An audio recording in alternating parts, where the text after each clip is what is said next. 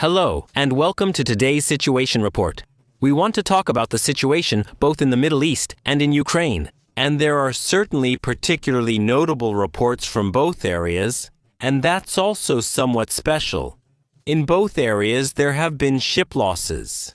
Among them, from the Middle East, there is a loss that is extremely rare. A warship was sunk by a submarine. We will talk about that, as well as everything else that has happened, both in Ukraine and in the Middle East. There are also reports that Trump and Hegseth, the defense minister, have talked about it and have not ruled out the deployment of ground troops. We want to talk about that. And in the meantime, it is also becoming clear what kind of ground troops they might be. We want to address all of that. And afterwards, as always, we'll have a Q&A session. Since the stream probably won't end right at 2 hours again, there won't be a Twitch session today, especially since I recently had a slightly longer stream. So today, we want to try not to overdo it too much. But I'd say, let's get started right away with the situation report. Holy moly, now save the most at Holy with my code. Today's stream is sponsored by CyberGhost VPN. If you want to browse the internet securely with a VPN and access content that's blocked for you, click the link in the description and get 83% off plus 4 months free. A 45-day money-back guarantee ensures that you take no risk. A subscription, of course, supports the channel. So before we get started, I just want to quickly point out that from the last donation campaign, another 5 cars have arrived in Ukraine, which we've captured in these pictures. They're there to evacuate the seriously injured and save lives. Altogether, we've already sent well over 100 vehicles to Ukraine together. And altogether, I think I've been able to raise over 650,000 euros by now. It should be well over that by now. So once again, thank you. And today, things will be a little different because you can see how many tabs are open here. And that's not all. Actually, the computer was having some issues before the stream started. That means we will now systematically close the things, close the windows once we've dealt with them, so we don't run into any computer problems here. There was a Ukrainian attack on a Russian manufacturer of fiber optic cables. That's the only Russian manufacturer that produces fiber optic cables, which the Russians use both for anti-tank missiles and now especially for drones. Meanwhile, the Russians continue to import drones and cables from China. And it's not apparent that the number of fiber optic drones has decreased. However, they now have to buy them there, and apparently at ever-increasing prices. Reports indicate that the prices for a kilometer of fiber optic cable have already tripled.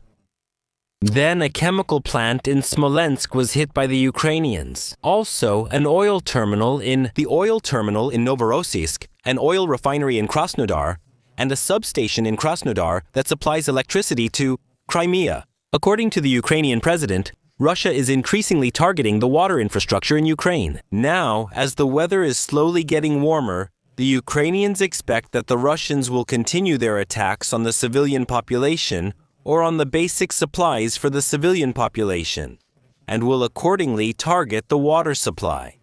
In addition, there was an attack on a passenger train, which resulted in deaths and injuries. Here again, the Russian side is using drones to attack trains while they are in motion. Let's move on to the developments along the front, and we'll start in the Sumy region.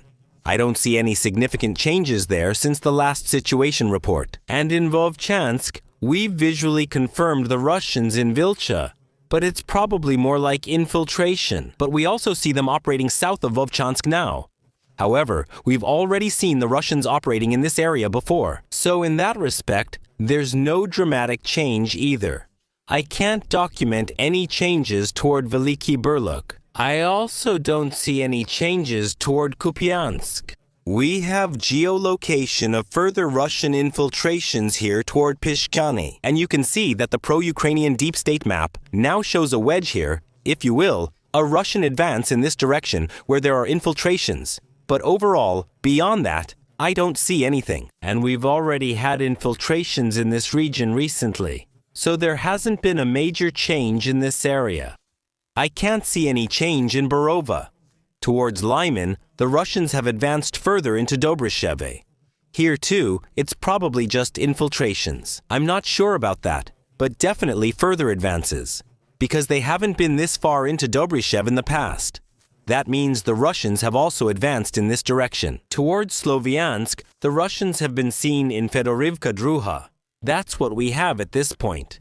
This is also a new geolocation here. That means they're slowly getting closer to Sloviansk and Kramatorsk. In addition, Bilenka has been shelled with artillery since the end of last month, which, among other things, the ISW interprets as artillery preparation for the upcoming summer offensive. So the Russians have also established themselves in this area of the front.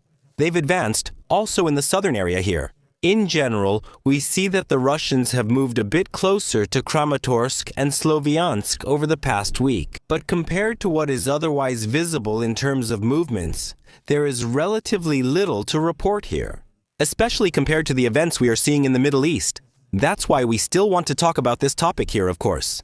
After all, a good part of the audience is here mainly for this reason, but the movements there are actually somewhat slow compared to what is happening in the Middle East. The Russians are also continuing to push toward Kostiantynivka, and the infiltrations within the city are continuing. But here too, I don't see any fundamental change. However, the dynamic remains that the Russians are continuing to make slow advances along this axis. Towards Pokrovsk, the Russians have been successful within Ryushine. That means they have advanced further within the locality here. And from the Ukrainian side, we have confirmation and the statement that the Russians are increasingly using UGVs in the region. So, unmanned ground vehicles that are being used there.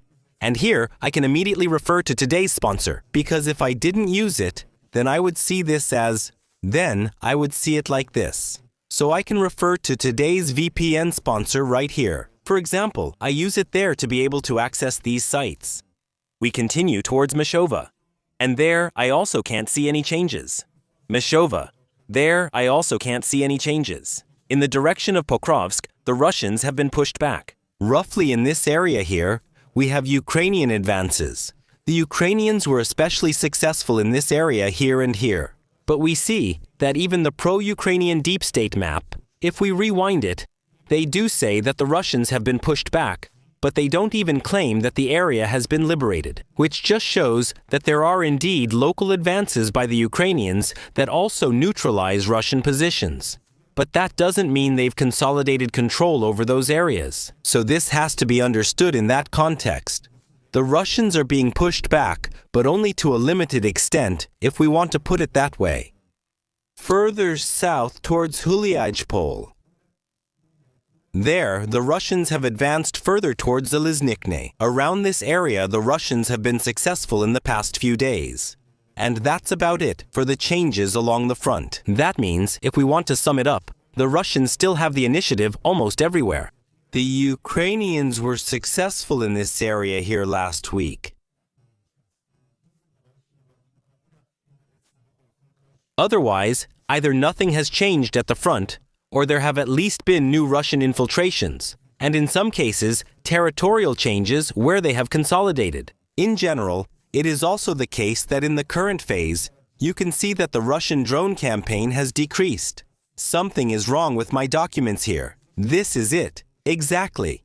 This is what I actually wanted to show. The Russian drone campaign, says Brigadier General Beletsky, has decreased by 40% since Starlink is no longer available to the Russians. General Beletsky says the Russians will have roughly restored communications in 1 to 2 months. That means, according to the Ukrainians, they are still benefiting from the current situation. They are still benefiting from the fact that the Russians can no longer use Starlink. But according to his view, the full level of Starlink will only be possible in 3 to 5 years. We have discussed in the past that the Russians, for example, are working on building a system with balloons. They have now tested this, attaching appropriate transmitters to balloons to enable communication. That should theoretically be possible. But as I said, that was a first test conducted by the Russians. We are still far from this being successful. General Beletsky also says his 3rd Army Corps has recaptured territory in Lyman, Pokrovsk, and Hulyajpol because of the outage.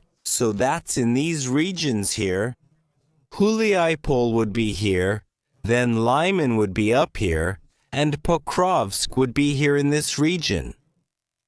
I can't really understand Pokrovsk and Lyman, what the Ukrainians have recaptured there. According to calculations by the ISW, the Ukrainians have since the 1st of January liberated 257 square kilometers, and between February 14th and 20th, they gained 33 square kilometers. That means, even after subtracting the Russian advances, the Ukrainians still controlled 33 square kilometers more of their territory. After the end of the week between February 14th and 20th, in the week between the 21st and the 27th, Ukraine gained another 57 square kilometers net, even after deducting the Russian advances. And the last time the Ukrainians gained net territory was in the summer of 2023. So in that respect, it does have some significance. And of course, this also shows how serious the current Russian problems are, how big they are due to the loss of positions. And here we come to what I showed you earlier. The Ukrainians say they have captured the Russians' plans. So they got what the Russians are planning, and according to that, the Russians want to conquer all of Luhansk and Donetsk by 2026. 2027, so by the end of next year. So this entire area, including the fortress belt, they also want to advance here in Zaporizhia and in Kherson. And according to him, they want to conquer the entire Odessa region. Here as well. That is at least quite ambitious, because especially for the conquest of Odessa, crossing the Dnipro is necessary. That's a bit different now than what you would have seen in the past, for we see, with these infiltrations and supply via drones, it is of course theoretically possible that with enough soldiers, some could establish themselves on the other side in a swampy area and be supplied by drones for months. And then, at some point, they've gathered enough strength that they can slowly start to advance. But even if we want to be optimistic for the Russians, that they actually managed to establish a lasting foothold on the other side, it's still absurd to believe that the Russians could advance this distance all the way to Odessa, especially since they would have to cross the southern Don again here. Near Mykolaiv, that currently seems completely illusory. That doesn't change anything about the fact that the Russians have already operated on the other side of the main river here. So even there, it's not clear how the Russians intend to successfully carry out these plans. In addition, the Russians have lost another helicopter. This is confirmed here by Fighter Bomber. That's a Russian mill blogger who is well connected and often tells the truth about losses, if you will. And here, he admits that they've lost another Mi-8, and that was due to friendly fire, meaning their own troops shot it down. Interestingly, this happened far behind the front lines, where it should have been less likely, but it still happened. Then we see a sunrise over the Mediterranean Sea here. But that wasn't actually a sunrise. That was actually the Arctic metagas, which was apparently hit east of Malta. The Russians say it was a Ukrainian sea drone that was hit here. And that's the explosion that looks like a sunrise, but actually wasn't one. That shows the size of the detonation. The ship is one of only 14 LNG ships from Russia. And the size of the Arctic metagas is 93,844 tons. It is 277 meters long, making it the size of an aircraft carrier. Just so we can get a sense of the scale. And it was probably on its way to China. I watched Torsten Heinrich's analysis on this, and he calculated that the 338,030 cubic meters of LNG on board had the explosive potential of 1,380 tons of TNT, so 1.3 or 1.4 kilotons of TNT. That was the explosive potential on board this ship.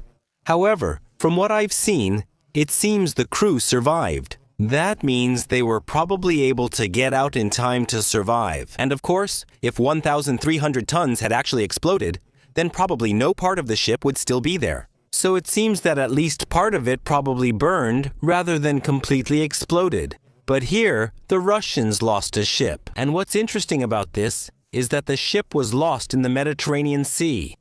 That means far from Ukraine. Here we have the map. It happened somewhere east of here. And as we know, Ukraine is up here. That means where the sea drone came from is still unclear at this point. It must have been deployed from some cargo ship that is being used by the Ukrainians. We already had a drone attack by the Russians here in the Mediterranean, which also indicates that such operations can be carried out by the Russian side. Then, in the political sphere, we have the news that the Belgians have seized another Shadow fleet tanker belonging to the Russians. And regarding international support, Ukraine has started joint production with Finnish, Danish, and Latvian companies for drones and ground drones. Additionally, Lithuania is sending another 30 MANPADS missiles for the RBS-70 air defense system. So these are surface-to-air missiles that can be used close to the ground against smaller targets. Ideal, certainly ideal against Shahed drones, but with a bit of luck, you can also shoot down cruise missiles with them. And that's it for the Ukraine situation report at this point. We'll continue right away with the situation report on the Middle East. And I'll just take a short commercial break. Today, I have something special for you. You already know my new partner, XTB. When you open an account, XTB will give you a free Hugo Boss share. Just click the link in the video description or scan the QR code. Then fully open the account, agree to the terms and conditions in the app, and deposit any amount. You've already secured your share. That's the perfect start to build your portfolio and start letting your money work for you. Trust is just as important to me. XTB already supports over 2 million people with financial matters, among other things, with German customer service and real contact persons. These are things that are very important to me when it comes to my finances. So, what are you waiting for? Click on the link in the video description or scan the QR code and secure your free stock now. So, let's continue with the Middle East. There, the US reports that a first deployment of the precision strike missiles. This is a ballistic missile with a range of 500 kilometers, and it looks like an ATACMS, but it isn't one, because this missile has a greater range, with 500 kilometers and a warhead weighing 91 kilograms. What we can see here is probably a HIMARS system. Yes, it's a HIMARS system. And this can carry 2 of them. So this was used in live combat for the first time against Iran. That's what... Yes, that's what the Americans are reporting here. The Americans are also showing more images of the engagement of TELs. So, transporter erector launchers. In plain English, launch vehicles for rockets. And what we see here is interesting. That appears to be a launch vehicle for 2 smaller ones, probably 2 short-range rockets. It's also interesting and striking that the Americans seem to be targeting mainly launch vehicles that no longer have rockets on board. On the one hand, that means they were fired. On the other hand, it probably also means that the Iranians often abandon them because you can see the vehicles just standing around there and no longer in use, which would either suggest that they have observers who can see if a drone is there, and accordingly, the crew gets to safety on foot. Or, the crew fulfills their duty by firing the rockets and then immediately flees on foot, abandoning the vehicle so as not to fall victim to a counterattack. Here, we see the impacts. And the second one, that could be a Fateh 110 system, I'm not entirely sure. But it's definitely something smaller, because to me, it looks like it has 2 launch rails. That's the only way I can interpret it here. But I would have to talk to Fabian Hinz about it. He probably knows this better. By the way, I did an interview with Fabian Hinz on the Extras channel about 2 or 3 weeks ago about Iranian missiles. Then drones are also being targeted on the ground. Here we can see how many are deployed. And here, obviously, are bunker facilities where the drones are stored. And as we can see, they were detected and are being targeted accordingly. What stands out here, of course, is that these are obviously guided missiles or guided bombs, judging by their size. Maybe even bombs are being used to destroy them. But on the other hand, it's certainly cheaper than letting them fly and possibly being hit by them. But the drones are not only being targeted on the ground, but also in the air. And here we can see one. This is in a night vision device, not a thermal imaging device. And this is from the Israelis, as you can see here, who are using Apaches, AH-64S, to shoot down drones. The arms industry is also a target. The Iranian arms industry as well. For example, a facility that produced optics for the Shahed drones was hit here. Of course, this is not the only attack that has been carried out on the Iranian arms industry. I'm mentioning this as an example. The US has now also deployed B-52 bombers, which have now been used as well, after the B-2 and after the B-1. Now also the Buff, the big ugly fat fellow, the old 8-engine bomber from the Cold War, which has now also been used. Attacks are also taking place against the nuclear facilities. As confirmed here by the International Atomic Energy Agency, Natanz has been hit again, so there are continued attacks in that direction as well. And Israel has reported that in the first 4 days of the war, it dropped as many bombs as it did in the 12 days of the first Iran war. Here you can clearly see the impact that US tankers have in this conflict, because they make it possible for the Israelis to send more aircraft, since more can be refueled in the air.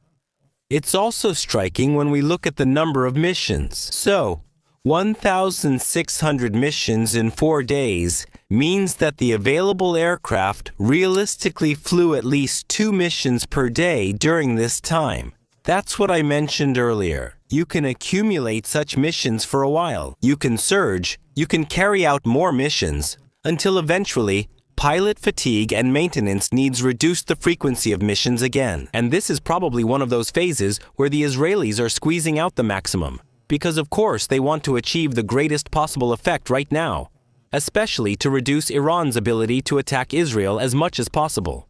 The images they're publishing are interesting, but I can't identify any air-to-air armament in them. Those are additional fuel tanks, and those are guided bombs being used here, which again shows that the F-16s, which have no stealth capability, basically have to fly directly over the target to drop them. And no matter which images you look at here, I can't see any air-to-air armament. That means, from the Israeli side, they assume that the F-16s are not expected to face any significant resistance in the air, at least none that they would have to defend themselves against, where they couldn't be protected by other friendly aircraft. The attacks are not only being carried out with F-16s, but they are also continuing elsewhere. So the Israelis and the Americans have attacked Shiite militias in Iraq, who in turn have attacked US facilities. That means fighting is now taking place in Iraq as well. On one hand, there is shelling of American facilities, and on the other hand, bombardments of Shiite bases. It has now become known how the 3 F-15S were shot down, the F-15E over Kuwait, and it wasn't anti-aircraft fire, but actually a Kuwaiti fighter pilot who shot down the 3 American fighter jets with his F-18, and in each case, the entire crew survived, even though at least one of them seemed to have suffered a more serious hand injury in the pictures. So the crew as a whole, the 3 crews, each with 2 men on board, so the 6 pilots, all survived. At least that was the good news. I haven't seen any exact details about the Kuwaiti pilot yet, but I've said it before in the past. We have to imagine this special case, which means complete chaos in the air, where enemy attacks are taking place, sometimes even with Iranian fighter jets. Your own air defense is active. Your own fighter jets are carrying out attacks, but not only yours, also those of your allies. And in between, the Iranians attack with cruise missiles, with drones, with rockets. And in this chaos, it's possible to lose track of things to some extent. And accordingly, such an incident can happen. Of course, I've seen accusations that this was certainly intentional. I tried to research this more thoroughly. I can't confirm it definitively, but it seems to me that besides Israel and the Kurdish region in Iraq, Kuwait must definitely be one of the countries that has the best opinion of the Americans, not least, of course, because they owe the Americans for the liberation from Saddam's Iraq. But I don't currently see any indication that this F-18 pilot would have intentionally shot them down in order to kill Americans or harm Americans. Friendly fire incidents happen again and again, especially in live operations. In the chaos of battle, things like this just happen. And at least for now, there is no evidence that I have seen that would imply anything different. However, what did happen, and that was no accident, the Israelis reported the downing of a Yak-130. That would be the first air-to-air victory for an F-35, which in turn means that there are still armed aircraft flying around. And I have the Yak-130 here, even though it's a Russian one. It's actually a training aircraft. That means when the Israelis talk about a fighter jet, No, here they're talking about a combat aircraft. That's a bit optimistic. This is a training aircraft, an advanced trainer that has combat capabilities. It can carry 4 air-to-air missiles, which we can see here. They are actually short-range, infrared-guided, and to go up against F-35s, possibly F-22s, F-16s, and F-15s with such an aircraft is, let's say, at the very least, very, very optimistic. But it actually seems to have happened there, if we are to believe the Israelis, that an Iranian pilot really had the courage to face them in the air, and was apparently shot down as a result. Then we have reports that the ships are continuing to be attacked in order to make it more difficult to close the Strait of Hormuz. So here from the naval base in Jask, there are these images from firms that show us the fires. And I have enlarged the image. Here we can see a sea of flames on the horizon. I saw that yesterday already, and I can't quite make out what is visible there. But here, for example, let me see if I can just zoom in. This here, what we see here, this is in very poor quality. These are the boats that the Revolutionary Guards use or can use to carry out attacks. So it seems likely that there was a larger number of them back there. Because, of course, those also have to be attacked and neutralized if you want to prevent the Revolutionary Guards from causing damage in the Strait of Hormuz and continuing to threaten ships. But ships were also threatened elsewhere, and not just threatened. In fact, here we have a historical recording. I'll play it for you first. This is the Iranian corvette Iristina. I'll do it again without my camera.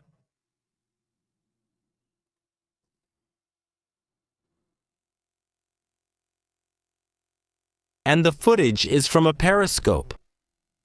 That's a torpedo hit at the stern of the ship. The torpedo detonated under the hull, and we can see how it lifts the entire ship out of the water. You can clearly see here how the front part of the ship stays in the water while the rear lifts up, and that shows that the keel is broken here, which dooms the ship. After that, it has no chance of survival anymore. The ship was attacked by an American submarine off the coast of Sri Lanka and subsequently sunk. There were survivors who were rescued, but the last report was that over 100 crew members were missing, who most likely went down with the ship here. That seems likely at this point.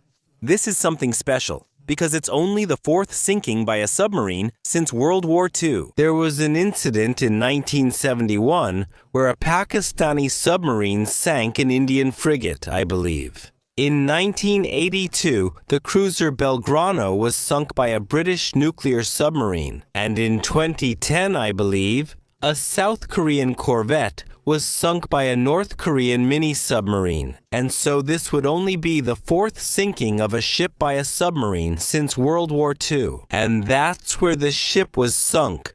I have it here. This is the ship during its commissioning. And the ship carried 4 ASMs, that is, anti-ship missiles, with a range of about 200 kilometers. And according to the reports, it was traveling near Sri Lanka, so roughly in this area here. And this is roughly where the American Aircraft Carrier Strike Group is operating. If we roughly measure the distance, we have about 1,000 kilometers here. 1,900 kilometers. That means it was clearly out of range. But of course, you don't wait until it's able to sink the aircraft carrier and its escort ships. Instead, the moment it becomes known that it's operating there, especially since the declared goal is to wipe out the Iranian Navy, the ship was then at risk. Here, too, it's surprising or impressive, depending on how you look at it, that the captain still headed in that direction, even though it should have been obvious how things would end. That the Americans, letting the ship get close enough and firing its 4 guided missiles at the fleet can pretty much be ruled out. And the idea that all 4 would hit and cause damage was also very, very optimistic. But that's not all, because there was another sinking that was reported, and we actually have footage of it here. This is a Shahid Soleimani class. The class is named after Qasem Soleimani, who was killed in Iraq during Donald Trump's first term. This is a catamaran of the Iranians and the Revolutionary Guards, and here we can see the images that exist regarding this, and footage of the burning ship. It is said to have sunk afterwards. We see here probably at a time when it wasn't burning too much yet. And this here is the ship. This one, in turn, can carry 6 anti-ship missiles. And this was probably off the Iranian coast. It was sunk in the Gulf of Oman. So here, this ship also left the port, probably to confront the Americans. They're actually not the only ones out there. I got this picture here from a friend who's currently in Dubai. He took it from his apartment. There we can see a Benuna-class ship.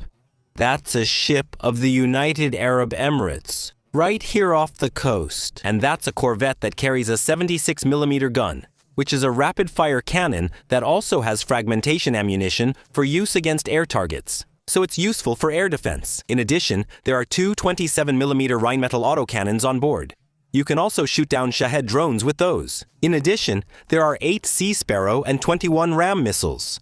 So altogether, that's another 29 anti-aircraft missiles for engaging air targets. My expectation is that it was sent there to protect the coast, Dubai itself, the city itself, with all its facilities, because the ship isn't really a vessel that's good for air defense. For that, 8 Sea Sparrow missiles are a bit insufficient, but especially against Shahed drones, it should be effective.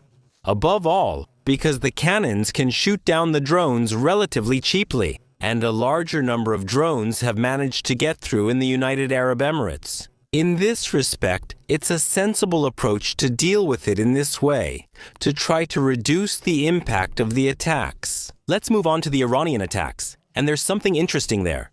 I've read it in various places, but I haven't been able to independently verify it myself yet. But it actually seems to be the case that a Jiran 2 was found in Dubai, and that's a Russian variant of the Shahed 136, which would have been supplied by Russia accordingly. That probably won't cause too much joy in the United Arab Emirates either. How far it will have diplomatic consequences, there is currently only a matter of speculation, because Putin has already spoken on the phone with the respective rulers of the Gulf region in order to mediate and to use Russia's diplomatic options. But so far, obviously without success. How much the appearance of Russian weapon systems on the other side of the Persian Gulf will lead to discontent is probably still a bit too early to tell. The U.S. consulate in Dubai was hit.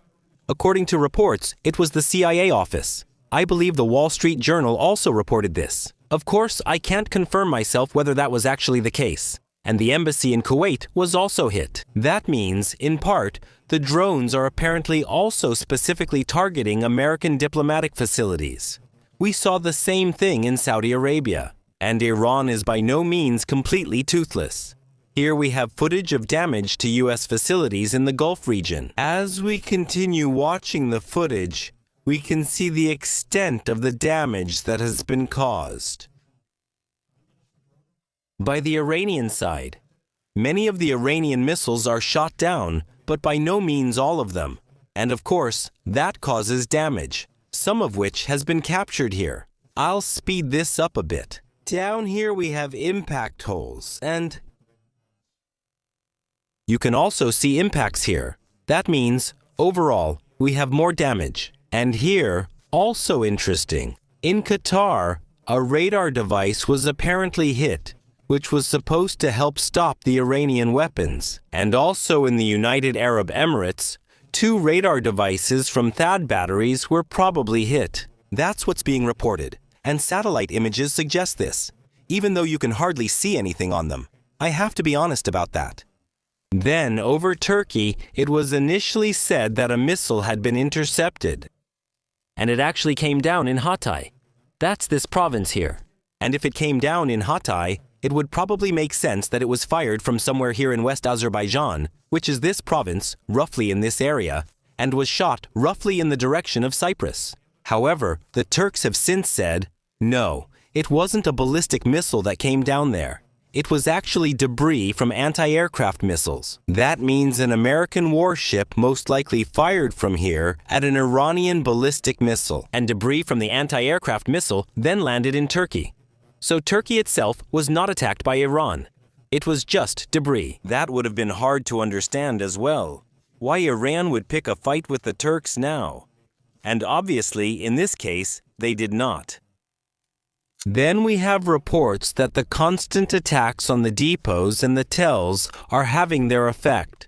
The salvos are getting smaller and smaller. These are the salvo sizes that the Iranians have fired. And we can see that's a half-life of just over a day. And then the salvo is practically half as big. It started with 350 and has now dropped to 50, and we also have all this information here from Israel itself. How the frequency of the sirens, which indicate an observed launch towards Israel, is decreasing. The frequency of the alarms has already dropped by almost 80%. That shows that the attacks on the corresponding facilities in Iran are having an effect. And the Israelis themselves say that they have already destroyed about 300 launch vehicles, which would then be missing for the Iranians to cause corresponding damage. Then this video appeared. I have to be completely honest, I couldn't verify it. Nowadays, anything can be AI. In the interview with Fabian Hinz, we also talked about how the Iranians have underground facilities that launch rockets through an opening, so to speak. And that's exactly what this is supposed to be here. As I said, maybe at some point it will turn out that this isn't a real recording. What bothers me most is the angle here. Because I don't see anything here at all. And then we see an angle that's quite slanted. I would expect them to ascend vertically and then turn. And then there's the next issue. Why would the Iranians record it that way if something is visible in the background? Because if this isn't your first time on this channel, you know how insanely good the analysts have become by now. To be able to figure out from things like this, from footage where an amateur sees nothing but desert, exactly where it is within half an hour, and they can probably geolocate exactly where the opening is. But at the very least, this is supposed to show rocket launches from these underground silos, which apparently really do exist. Whether, as I said, this footage is authentic, I explicitly do not want to confirm here. I found it. It's being circulated. That doesn't mean it has to be true. I find the angle of the rocket launch a bit suspicious. But in general, it's clear that the Americans also have a larger number of reconnaissance planes in the air. So for example, AWACS, in addition to satellites, of course. And as we can see, it also leaves a nice trail of smoke. That means the launches, if they really are authentic recordings, over time, or actually pretty quickly, the position will become known. And then the Americans and the Israelis will specifically look for these openings, specifically look for these bases, and of course, try to destroy them. Because openings like these, you can either drop bombs into them, they're precise enough nowadays, or at the very least, you can bury them with bombardment. Therefore, so these caverns likely won't survive for long either. But in general, that's how it is, and we can add an important note about that. You may have noticed more panicked reports lately, claiming anti-aircraft missiles in the Gulf are running low and may only last about 5 days. And if we look at these numbers here that I have shown you, then that should put those mentioned figures into perspective to a certain extent. Iran simply won't be able to launch large missile salvos in the foreseeable future anymore. There will certainly still be the occasional rocket from time to time, but then, the depth of the arsenal is simply no longer necessary to that extent. The threat from Iranian drones will certainly continue, but in that case, it's not THAAD, Patriot, or similar systems that are used, but rather short-range air defense systems are deployed. And as we've seen here with the... Or did I already remove it? Yes, I think I already deleted it. So as you can see, you can also fight this with warships, if necessary, with their onboard guns. So in this respect, it's by no means the case that you have to panic and assume that Patriot and THAAD batteries will soon be out of commission and the missile barrage will then come down unhindered. Because every launch is being monitored. Every launch is identifiable. And after that, the hunt for the corresponding combat platforms begins immediately. They are immediately targeted, and there is an immediate attempt to take them out to ensure that the attacks cannot continue afterward and cannot be repeated. And every launch vehicle that is destroyed means that the Iranians will be able to fire one less missile in the next salvo. And the fewer missiles that come, the easier they are to intercept, of course. In this respect, it can be assumed that fewer missiles will get through, and especially at a later point, it can also be assumed that, in part, the air defense missiles will no longer be fully available. That, in some cases, only individual air defense missiles will be fired in order not to strain their own depots too much. So, we can expect some hits, but not to an extent that is devastating. The media exaggerated a little bit there. Those who reported that, at least. Shade drones, however, will get through. But as I said, you don't need Patriot or THAAD for those. Other air defense systems are used instead. The attacks on the regime itself are also continuing. Numerous further attacks on the regime's security facilities to diminish its ability to suppress unrest. And meanwhile, all media are now reporting that Mojtaba Khamenei is considered the favorite for supreme leader. He has already been considered a favorite in the past. He is the son of Ali Khamenei, and it was expected that he could succeed his father as the supreme spiritual leader. His father was killed at the beginning of this war, apparently together with Mojtaba's wife. So his wife was apparently also killed in this attack. There was speculation that he himself might have been killed. But so far, this has not been confirmed. And in some places, it is already being reported that he has been elected. But it has not yet been officially announced. So it is generally assumed that Mojtaba Khamenei will ultimately become the new Iranian spiritual leader. But at this point in time, this has not yet been finally confirmed. Then we have more information about the Strait of Hormuz. Specifically, Trump has now ordered that insurance for the Strait of Hormuz should be provided by the U.S. government, and he is considering escorting tankers. I have already mentioned in the past that the Strait of Hormuz is not physically completely closed anyway, because the Iranians haven't put up a chain, and to this day, no mining has been reported. There are also reports that individual ships have made it through with their transponders turned off, but they simply didn't have their transponders on, so that the Iranians couldn't just check on the internet to see what was moving through there. In general, it's simply the case right now that the risk for the ships is too high for them to just take the chance. It must be understood that not all ships are actually sunk or anything like that, but the insurance premiums are simply enormous. And without insurance, no one dares to pass through unless it's really necessary or truly lucrative. And as long as the insurance isn't there, we see exactly this, that there's a lot of congestion on both sides of the Strait of Hormuz. And here, we have relatively little that's actually moving. But here, for example, we have a Maltese cargo ship. A cargo ship registered in Malta, which appears to be anchored. But we don't really have any ships passing through anymore.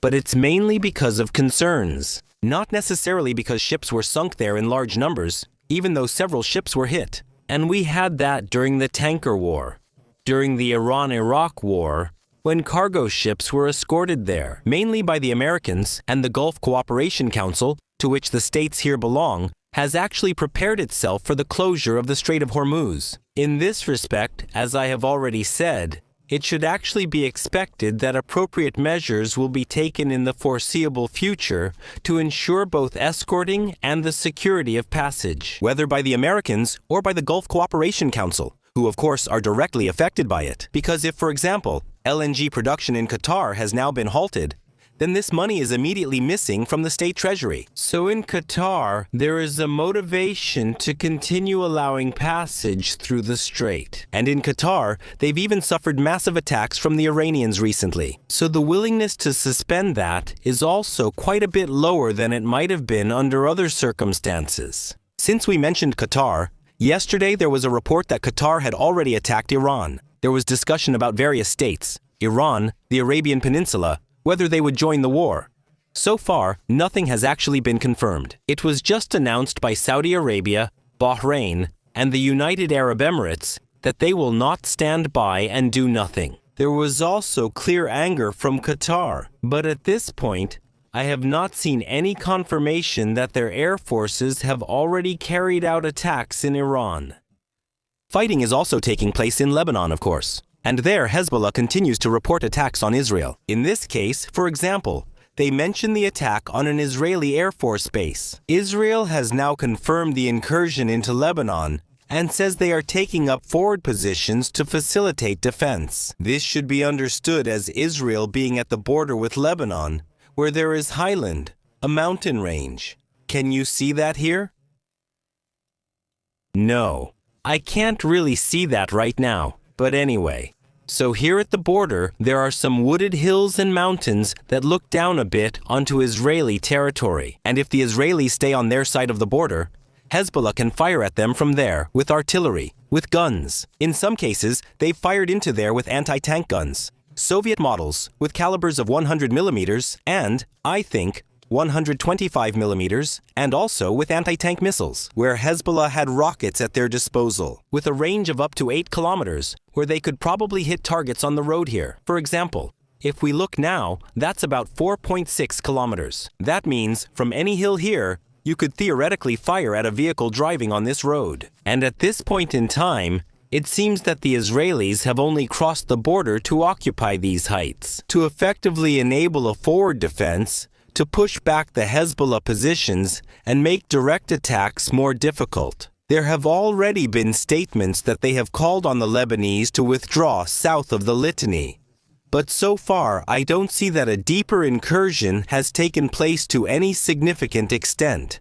At the same time, Israel is also reporting that the Quds Force commander for Lebanon has been killed. The Quds Force is the Foreign Operations branch of the Revolutionary Guards, and many people say that it's actually the one that more or less determines what happens within Hezbollah. And there are further statements from Lebanon that the army now wants to implement the disarmament of Hezbollah. I actually haven't received any confirmation that steps have already been taken.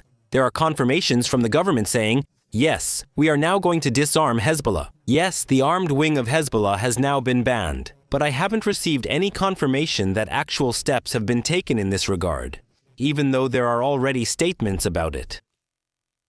The French are sending the Charles de Gaulle to the Mediterranean. At first, this was announced, then it was denied. Now it seems to be true again.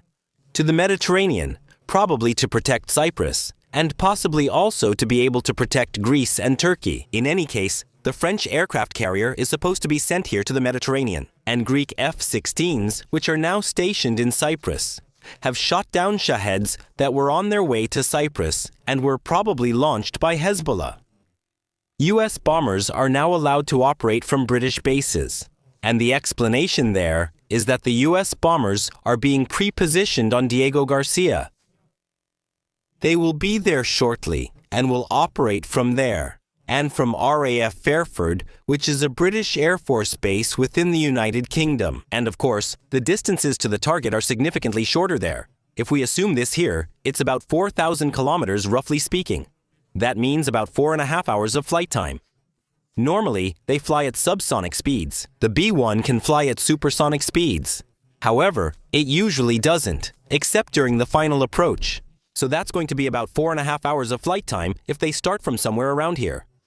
Then you can do the math. That means we have a somewhat longer flight time, especially since it has to be refueled in between, which often causes it to descend to lower altitudes and so on. That means the time between different missions will be significantly reduced, which will allow for more combat missions over Iran. That's why being allowed to be stationed in Great Britain is of such great value. Then Trump and Hegseth talked about the fact that ground troops were not ruled out. Here we have to say clearly, realistically, when it comes to the Americans, it can only be special forces. At most, maybe some Iranian positions, some Iranian high-value targets, nuclear facilities or something like that, could be targeted with special forces. Otherwise, at most, it might be a few islands in the Gulf. I've already said this at the beginning, and I think also in the weeks before, that theoretically it would be possible to occupy islands here. For example, these islands are occupied or effectively controlled by Iran, and the United Arab Emirates also claims them. If the Iranian side wants to keep them, it's certainly not a good idea to focus your missiles and drones mainly on the United Arab Emirates. So I wouldn't be completely surprised if we see amphibious invasions or airborne landings here in the next few weeks to occupy and capture these islands. That could already be Keshem Island, I think, which should be something bigger, But theoretically, for example, you could occupy such islands if this island here were occupied now. And theoretically, you could make it harder to exit from Bandar Abbas here, and thus better protect the Strait of Hormuz. For example, that seems pretty unlikely, because then they would be getting within artillery range from the land side, and the Americans won't do that. But the idea that we would see a ground invasion into Iran, I've seen comments about that. Just for those who aren't familiar with the topic, that's not realistic. And it's also not realistic that Trump somehow fooled us all and suddenly does it after all. Because the buildup that would be necessary to invade Iran, we're talking about hundreds of thousands of soldiers. Realistically, the minimum would probably be 300,000 more, likely 500,000. And you can't just pull them out of a hat. And you also can't fly them in tomorrow so they can start the day after. If that were desired, if such a ground invasion were to take place, it would require a buildup lasting many months, because then we're talking about tens of thousands of armored vehicles that would have to be brought in, along with the necessary logistics. And none of that has happened in the past few months. That means there is simply nothing there that could carry out a large-scale ground invasion. No matter whether you think Trump is capable of anything or not, he can't magically conjure up the troops and their logistics. And since they haven't been deployed, even if the decision were made today to occupy Iran, realistically, it wouldn't happen until the end of the year. Maybe not even until 2027. We're talking about at least 6 months of preparation here. Nothing can happen there, but it's still possible the ground troops belong to someone else. Here we have the Wall Street Journal, which says that Trump is open to supporting armed forces in Iran. We now have reports that since last year, weapons have already been handed over to thousands of Kurds inside Iran. And a journalist from The Economist confirms that the Kurds on the ground are armed. We're now hearing this from all sides. And the Baylock people also hope that they can now benefit from this and build themselves up as a resistance force. However, these are separatists and Salafists. That means not necessarily. These are not the people from whom you would expect the liberation of Iran right now. Especially since, as separatists, they want this region to become independent and not to liberate Iran. That's the current situation. And if we now come to a rough conclusion with an escalation in which Iran, let's first return to Iran itself, in which Iran has expanded the war to practically every state in the region. As I said, we've seen attacks from Oman, across the United Arab Emirates, Qatar, Bahrain, Saudi Arabia, and Iraq.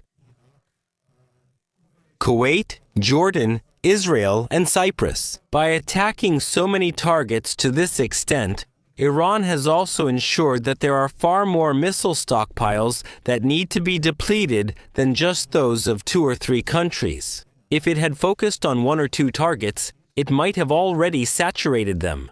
We can see how much fire was directed at the United Arab Emirates. At the same time, also at Qatar or Bosnia. But if it, for example, had only focused on Qatar or only on the United Arab Emirates, it probably would have made much more sense. But as I said, then we would of course assume that the absolute goal was to bomb a country back to the Stone Age as much as possible. Here, the main goal is likely to increase pressure on Trump and the global economy as much as possible. That could make some sense. Let's move on to the ground troops. The use of separatists might be suitable to prevent Iran from causing problems, because it puts pressure on them. When we talk about fighting, here is the Kurdish region. Here is Balochistan. When we talk about fighting there, Iran doesn't really have the capacity to significantly support proxy groups internationally. It also doesn't really have the money to set up a huge missile program again, especially if it has been destroyed on the ground. And its nuclear program won't exactly be flooded with money either, while it can't even fully control its own country. However, another long Syrian civil war may be approaching. If the U.S. government's plan is to give weapons to separatist forces, then it is questionable how successful it will be. Here, government troops have so far fought against separatists, so it would be very optimistic to expect that the Artesh would defect to them to overthrow the government together. It's important to say here, not all Kurds are separatists. I have found statements claiming that these Kurds are called false Kurds by other Kurds because they are loyal to Tehran and don't want separatism.